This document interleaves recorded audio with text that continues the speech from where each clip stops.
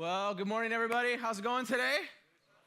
Awesome. It's great to be here. I just wanted to clear something up. I was as surprised as you a couple weeks ago, and I was sitting here and hear my voice proclaimed over these speakers. So selling these albums, not my idea, not funding my pockets. This is a prank against me, I think. I made this Christmas album a couple of years ago as like a gag gift for a Christmas party, and then I forgot. Pastor Josh got his hands on a copy last year, and I should have expected that eventually it would be shared with everybody. So it's pretty embarrassing, but I love being at a church where we do that to each other. It's awesome. So my name's Eric, by the way. I'm the student pastor here, and I'm glad that you're here to be a part of where we're going today in a part of our series that we're calling A Christmas Carol. We're not doing the production or singing the songs, but we're just kind of using this old script, this old story as a frame for this year's Christmas series, kind of looking at past, present, and future. And just as we get started, I thought I would just throw this out there in my humble personal opinion. Hundreds of renditions of musicals and movies and things have been produced since this book came out. And of all of them, I think the best one ever was put on by the Muppets. Anybody with me? That one is so good. If you haven't seen it in a while, we watch it every year as a family. It's one of our family favorites. But this series, A Christmas Carol, we're really kind of saying, pretend that you are this house. Pretend like Scrooge, you get a chance to kind of gaze into the window of your own life. And so we're doing that with past and present. This week is present and future. So as we look at your present situation, that's what we're going to do today. So Scrooge gets these three visions, these three spirits that give him a glimpse. He gets to stand outside and look through the window of his past and his present and his future. And the past is really what already happened. You can't change it, but you can learn from it. The future is what will happen someday, what's going to happen if you continue the way that you're going right now. In my mind, it's almost like the past is written in permanent marker, the future is written in pencil because it can still be changed. It's actually still being written. It's being written by who you are right now. And then as he gets a glimpse into his present situation, this is like what's going on in our life. But it's kind of cool if you think about how it goes for Scrooge. For Scrooge, he's living life, not thinking much about it. And then he gets a visit from this, it's one thing to see the future, it's pretty crazy, and see the past, like, oh, I remember some of that. But the present's like, I should have seen this, but I didn't. For Scrooge, a view of his present is incredibly eye-opening. He sees, sick little tiny Tim, and he sees how people view him, and he sees how other people live, and it's like, wow, I didn't realize this. He's just kind of been head down doing life. And I think for a lot of us, we might be the same way.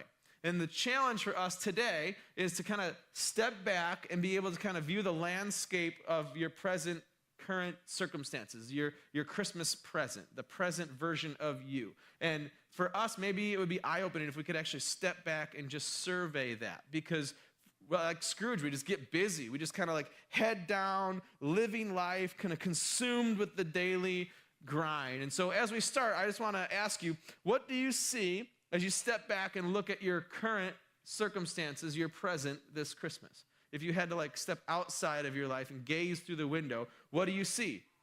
Is it cheerful? Are you cheerful this Christmas season? Are you proud of your present self? Are you who you hoped you would be? Are you proud of your relationships and your career and your family and the different areas that you could kind of survey in your life? I think sometimes we don't think about all the parts of our life. We just live life. And so we have an opportunity to kind of step back. How would you describe it? Maybe you would say it's messy. Maybe you'd say it's chaotic, it's crazy, it's out of control. I'm not sure. Maybe you would say it's lonely or it's boring. Maybe you'd say, oh, my present is dysfunctional. Maybe you'd say it's all good. I don't know how you would describe it, but I want to challenge you to kind of step back and look, survey your present circumstances. Are you living the present that you hoped you would live? Are you who you hoped you would be? I think sometimes we have these hopes, these dreams of who we want to be, and then you might stop someday and open your eyes and say, am I that person? So as we started this series, we've said that God has the best story for your life, the best version. God has ideas for you and plans for you. And Pastor Josh, the first week, said something really cool. He said, your story is an invitation from God. And we can actually miss out on living that story. We can actually miss out on God's best for our lives. And I thought that was really cool. And what I want to say today is this: it takes faith to accept that invitation and live that best story for you, live God's best plans for you. We only accept that invitation on faith. So that's where we're going to go today. I'm kind of glad that I get to do the Christmas present week because I've kind of got this weird way of thinking and talking. In my mind, past Eric and future Eric are totally different people than me. It's like, that's not me, that's a different person. That's somebody else, and that's somebody else. I don't know if you guys do this. I just kind of talk this way all the time. So, I'm pretty forgetful, so it's pretty often where, like, past Eric totally surprises me, you know? Once in a while, he actually said something really smart, and he's thinking ahead. I'm like, past Eric comes through again. I thought I still had to do that, you know? Or it's the exact opposite. I'm like, past Eric, he totally should have seen that coming, and past Eric messed me up again. If I lost something and I'm looking for it, I will literally say, where would past Eric have put that? Because that's a different person. It's not where it's where, and sometimes I'll even joke like I'm making a decision and I'm like, that's future Eric's problem. You know, I'm glad I don't have to deal with this. And so I don't know if you do that, if you can picture your future self and your past self, and it's like separate people from who you really are, but that's how I want you to think today. I don't know if you ever fought with the past version of you. Have you ever signed yourself up for something and then later you wished you hadn't, you didn't really want to be a part of it? Maybe you made some bad decision, past you made some decisions, and current you is dealing with the consequences of those decisions. But sometimes we fight with our past self. For me, I noticed it most glaringly when I see this raging battle between morning Eric and nighttime Eric, right? Morning Eric is way smarter than nighttime Eric. So nighttime Eric tries to think he's got everything under control. He thinks he's really smart. He figures out with math and algorithms what time he's got to get up in the morning based on what time he's got to leave the house. And I'm going to need 12 to 15 minutes to shower and 10 minutes to eat breakfast and 5 minutes for that. And he figures it all, so I got to get up at this time, set the alarm, and then boom, morning Eric wakes up. He's like, what were you thinking, nighttime Eric? I don't need that long to get ready. I can totally go another 18 minutes. And without even halfway waking up, morning Eric's doing math, and morning Eric is so efficient. He's like, I don't need 12 minutes. I can shower in 6 minutes. I'll just do I don't even need to shower. I'll eat a Pop-Tart in the car. Morning Eric just gets things done. Or nighttime Eric is crazy ambitious. Like, he set an alarm for crazy early hours in the morning, thinking, I'm going to get up before all the kids. I'm going to have all this time. I'm going to read my Bible. I'm going to exercise and work out. It's going to be great. I'll have this whole morning planned out. Then morning Eric wakes up angry at night, like, what were you thinking, nighttime Eric? I don't want to get up this early. I don't need to work out today. I'll read my Bible later. And so bottom line is morning Eric's lazy and unmotivated, and nighttime Eric, is thinking of future Eric, and morning Eric is not. So, but you know who really pays the price for morning Eric's laziness? Future Eric. It's his problem that I'm tired and cranky or behind or smell bad because I didn't shower or whatever decisions that morning Eric made. And this is really the same for all of us. As we make our decisions, as we live our life right now, we're actually creating our future self, whether we mean to or not, whether we're doing it on purpose or not. And so, if I eat only snacks and junk food and sweets, then future Eric's going to be like weak and fat. If I stay up late every night hanging out with friends and watching movies, future Eric's going to be tired and cranky, right? If I procrastinate on projects, that's fun for me, but future Eric has to deal with that. He's like stressed out and overwhelmed and behind. And so future Eric is really at the mercy of me. And it's the same for all of us. Future you is at the mercy of you.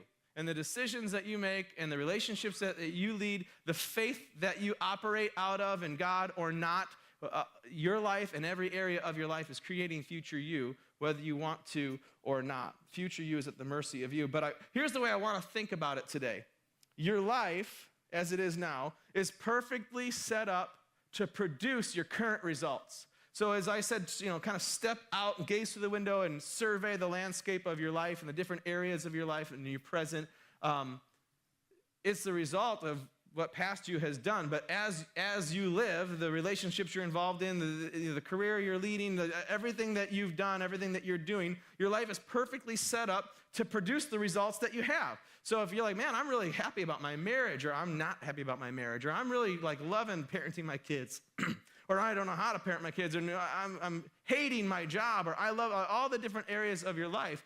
As it is, it's set up to produce the results that you're getting. So the bottom line is, if you don't like it, you have to make changes. You have to do some things differently. Otherwise, future you will be experiencing exactly what you are experiencing. If you've got strained relationships, well, in any area, with coworkers, or you're with your kids, neighbors, classmates, teammates, those relationships are what past you has produced, and you are dealing with them. And if you leave them the same, then you'll have the same kind of results later on in life. If you have a lot of debt right now, you can thank past you for that. You can blame that on past you like it's a different person. But if present you doesn't do something about it, make some changes, then future you will be in the same boat as you are. If you have habits that you wish you did not have, you can blame past you for that. But if present you doesn't get some help or make some changes, then future you will be in the same boat as you are. Future you is at the mercy of you. Past you has produced these results, and present you is dealing with them. So this kind of makes sense. I actually heard someone say that like at a leadership conference. He was talking about like businesses and stuff producing results, but I thought that's so true of our lives. Like we've set up our lives on purpose or on accident to produce the relationships and the stress and the fear and the faith and everything that we have right now. And even in your relationship with God, that your life is perfectly set up to produce the results in your relationship with God that you have. So if you sit here thinking, I wish I was closer to God. I thought by this age I would have more faith in God. I thought I would be over these struggles, or however you survey your relationship with God. Now, if you're in a growing relationship with God and you're happy about like how he is working in your life and using you and what he is showing you, then keep doing what you're doing because your life is set up to produce these results. But if you don't like the results that you have in your relationship with God, don't keep doing the same things because you will produce the same results. It really boils down to faith. Faith is the opportunity in the future to change your present circumstances for a better future. That faith changes your focus from where you're at right now to where you want to be. And so that's what we're going to talk about today is faith. And we're going to look at a couple of verses from Hebrews chapter 11.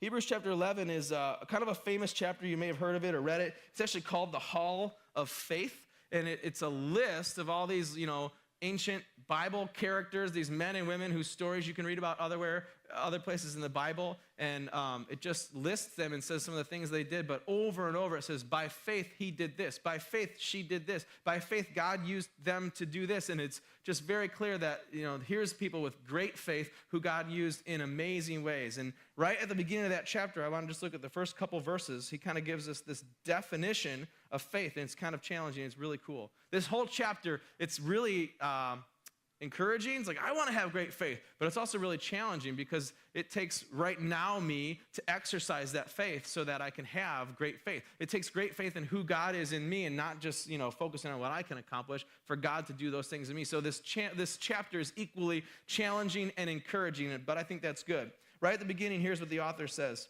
Now, faith is confidence in what we hope for and assurance about what we do not see. This is what the ancients were commended for. So as he's getting this started in this chapter, and then he actually mentions, for example, check out Abraham, check out Moses, look at all these guys. You can read about this story. By faith he did this. By faith he did this. By faith God used him to do this. But as he starts, he says, faith is confidence in what we hope for. It's assurance of what we do not see. This is what the ancients were commended for. So let me ask you this question. Where is your confidence at right now in your present state, your current present you? Where's your confidence? Is it in what you have, or is it in what you hope for?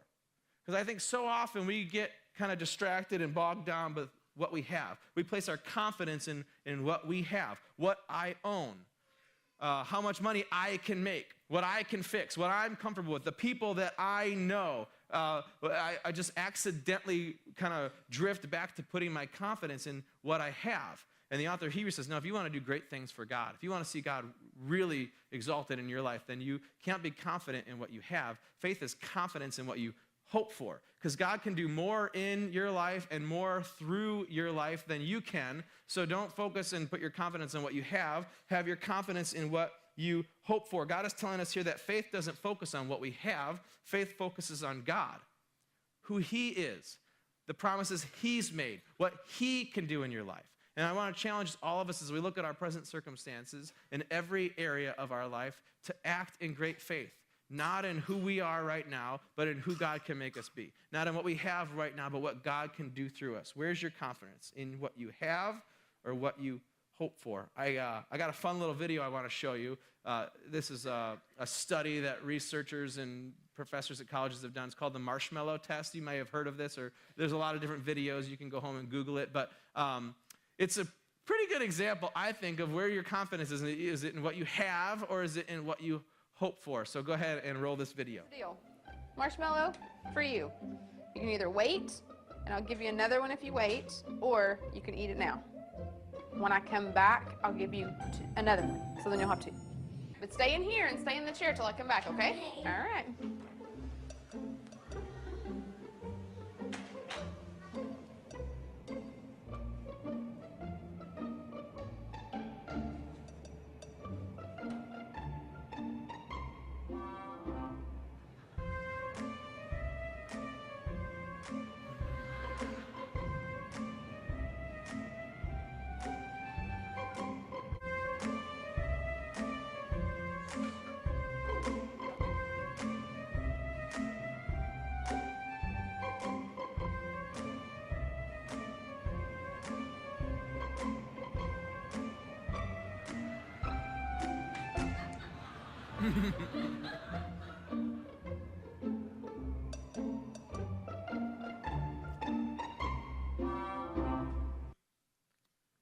They started doing these research science in like 1960s, and they still do tests like that, and it's pretty interesting to read about, but it's a cool visual for us. Where's your confidence? You've got this in front of you. You can eat it. You can enjoy it. You want it, but are you confident in what you hope for? Are you assured of what you do not see? Because when I come back, if you can wait just 10 minutes, which for a preschooler, 10 minutes is like 10 years, then I'll give you more. So the kids had to really trust what they did not see, and that's what God is calling all of us to do as we think about our future self, to put our confidence in what we hope for in Jesus Christ and to have assurance of what we do not yet see in our lives.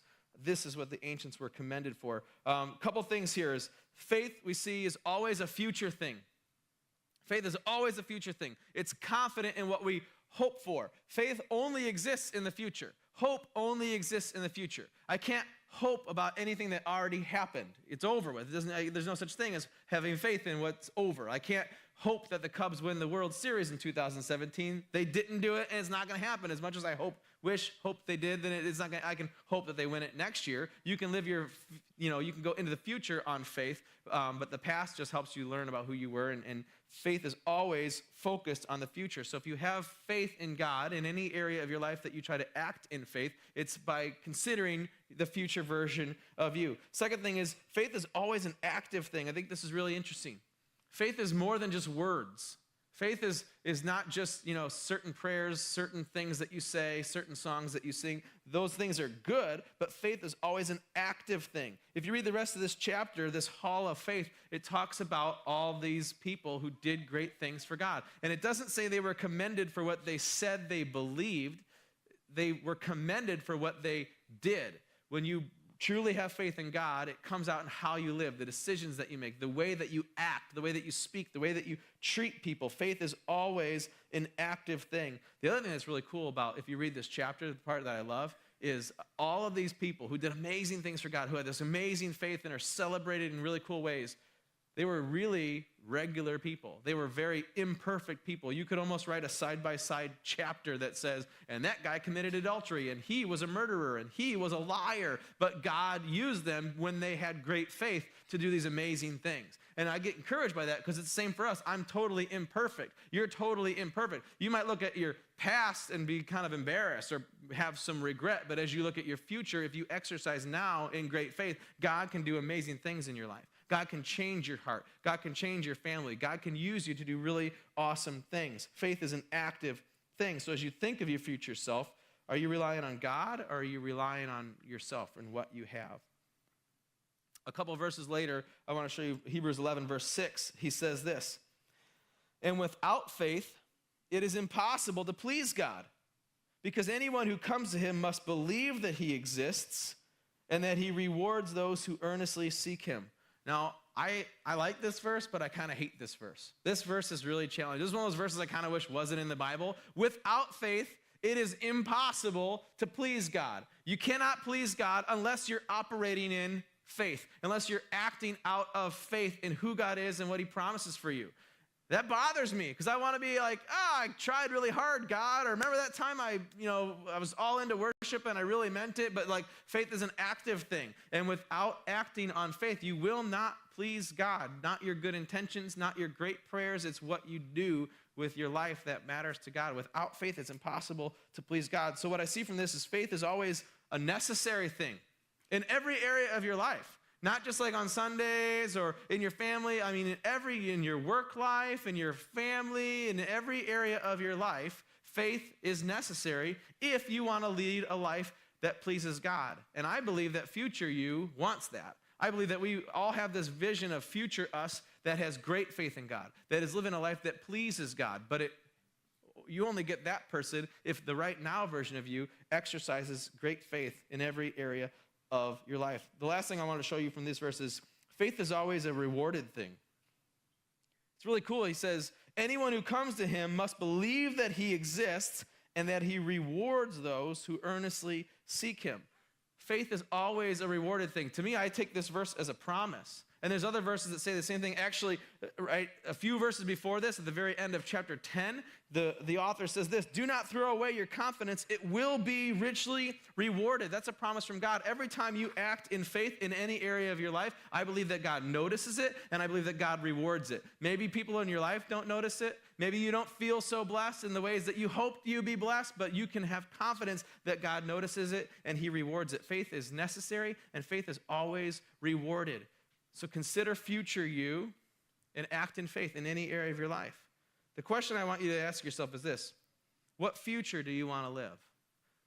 As you consider future you, as you realize that you're creating future you right now, what future do you want to live? Do you want to create that person on purpose or let it just kind of accidentally happen? Do you want to have a future you that's full of faith in God, or someone that's just confident in what they have?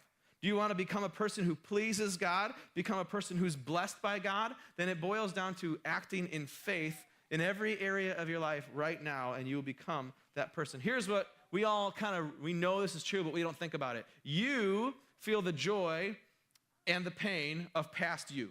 You deal with the successes and the failures of past you, but sometimes you don't think enough about future you. I know that's true for me. Sometimes current me doesn't think enough about future me. Sometimes I put my focus on what I have instead of what I hope for, my faith in the future.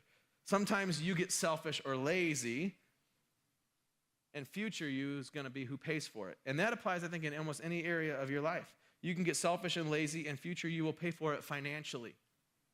Relationships, any relationship, all relationships. Future you can pay for that relationally. Physically, we see this. Sexually, sometimes we don't think about future you is going to deal with the consequences of this. Spiritually, in your relationship with God, you can be lazy and selfish right now, but future you is going to pay for it. Sometimes we don't consider our future self enough.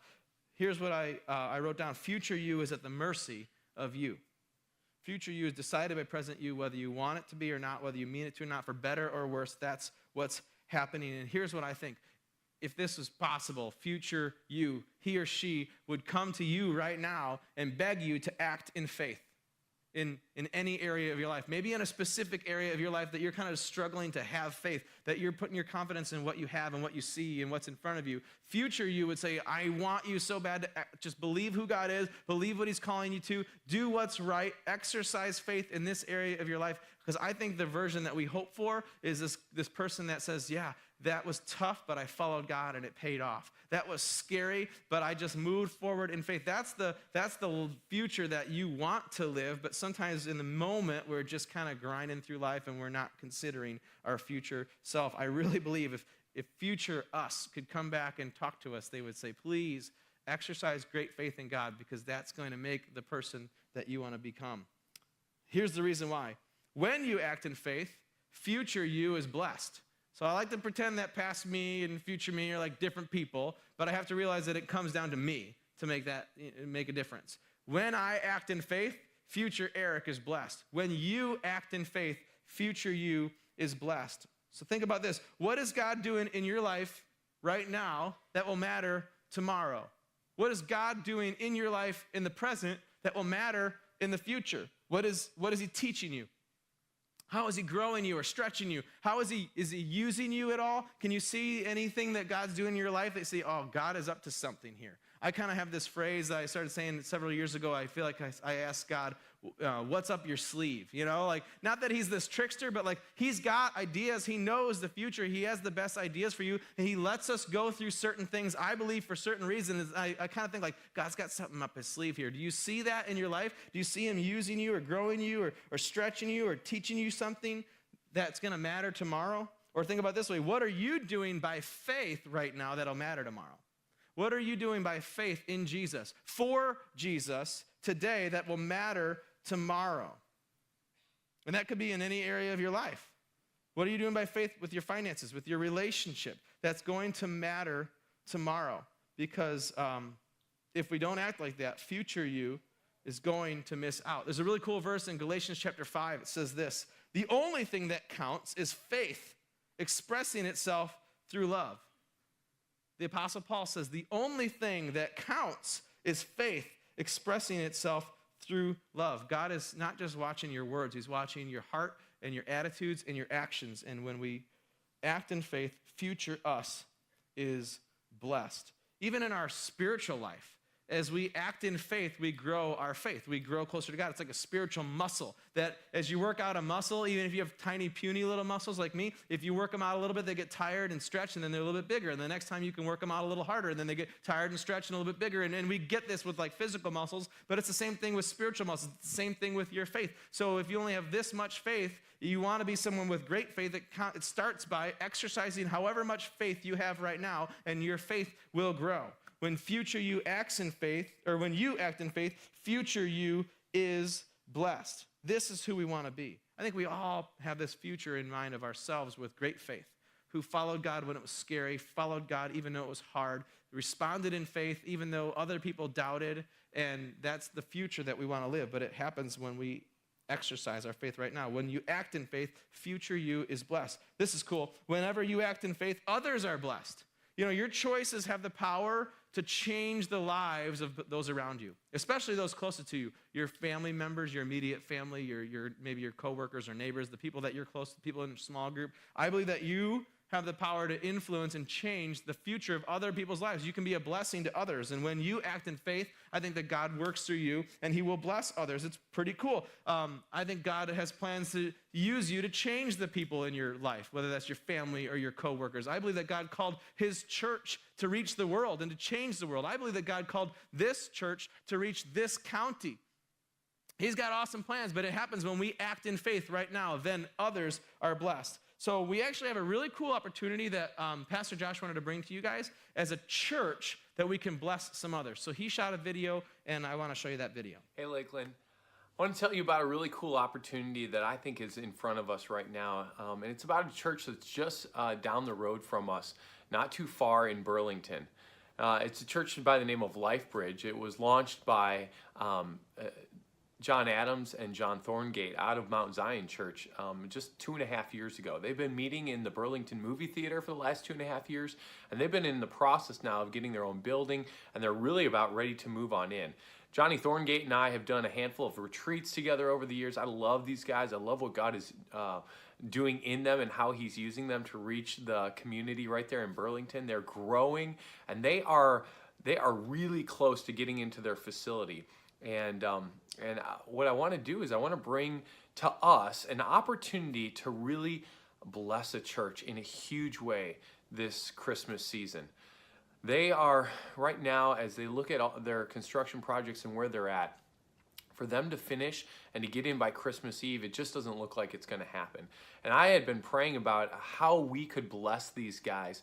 And I really felt like the Lord just said, it's time for you guys as a larger church to come alongside and step alongside these guys and help them make it to this finish line.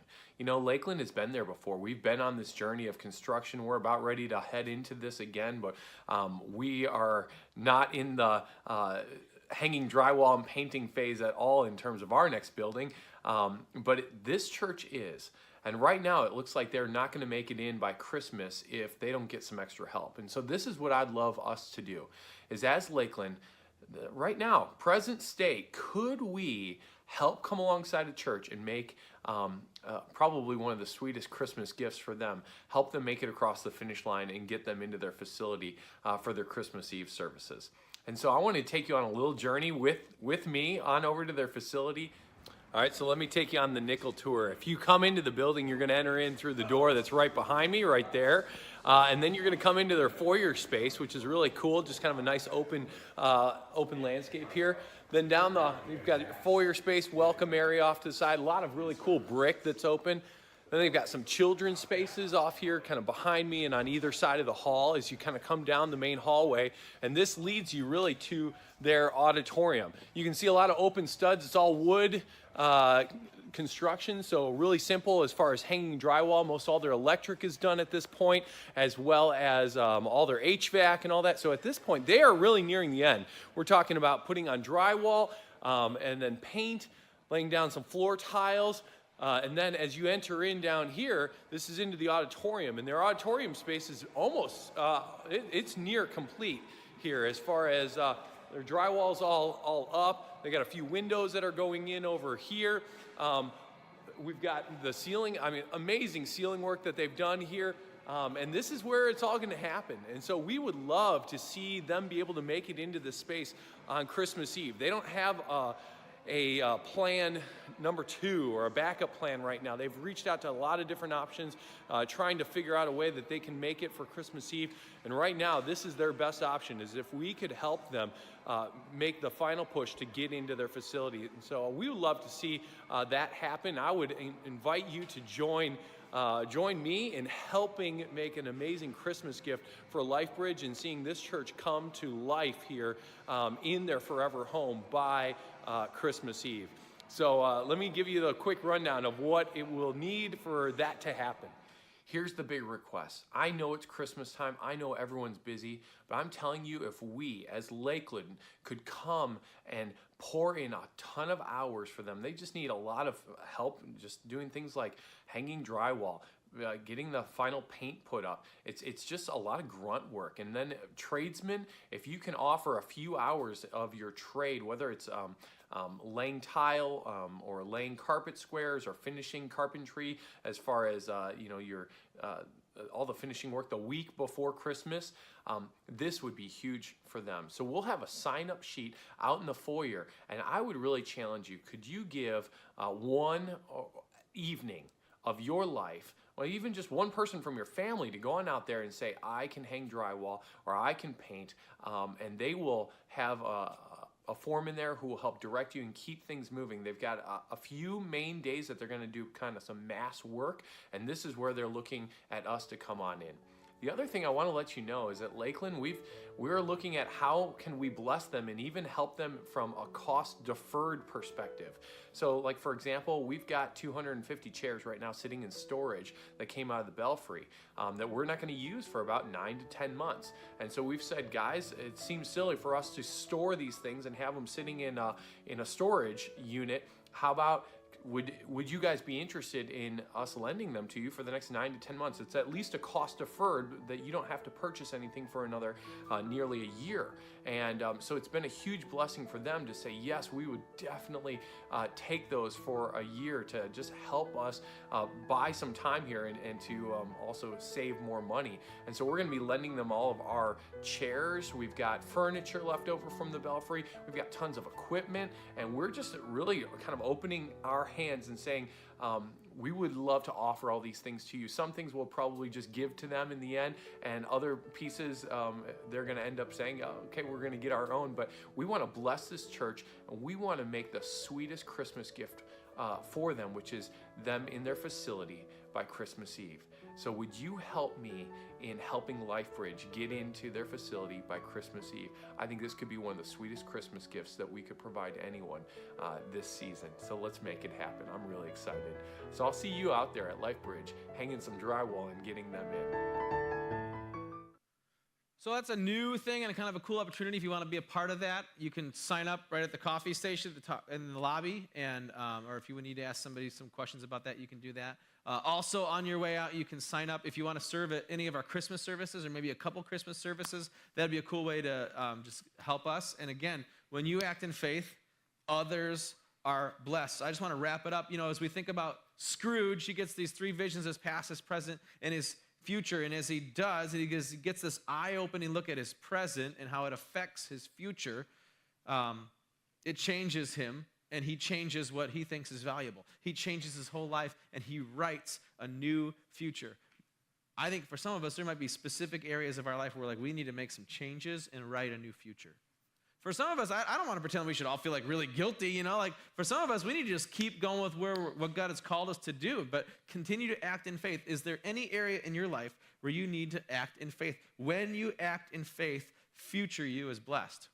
When you act in faith, others are blessed. So I want to close by just asking you to think about a couple questions. Is there a specific choice that you need to make right now?